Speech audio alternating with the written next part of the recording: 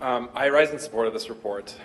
And in this report, we're implementing the Truth and Reconciliation recommendations today in the City of Winnipeg.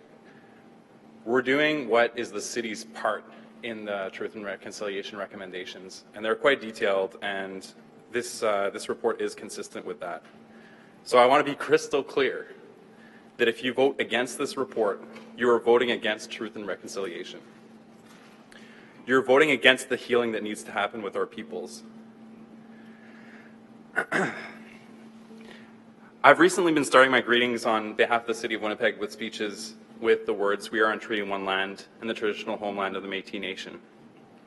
I've heard of people grumbling and snickering because I've been starting my speeches with those words. And I don't know if Mayor Bowman, you do it all the time, you may hear similar things.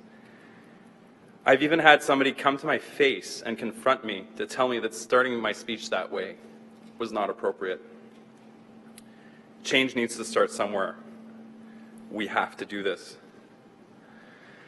I was with a new Canadian the other day. He asked me a question about the social conditions of our First Peoples. He was male. I told him there is so much to this story.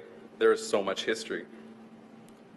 I told him, imagine you were taken away from your family as a child.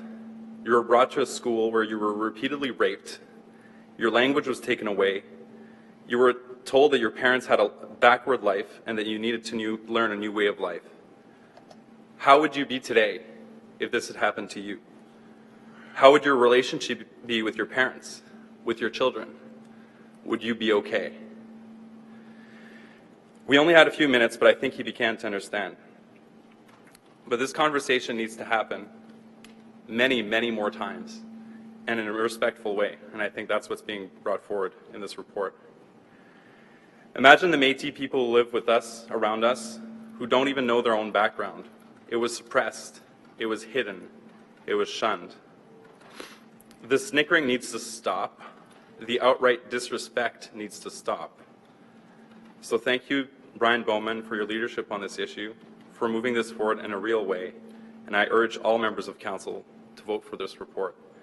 And if you vote against this report, I don't see how you're not voting against truth and reconciliation in this country. Thank you.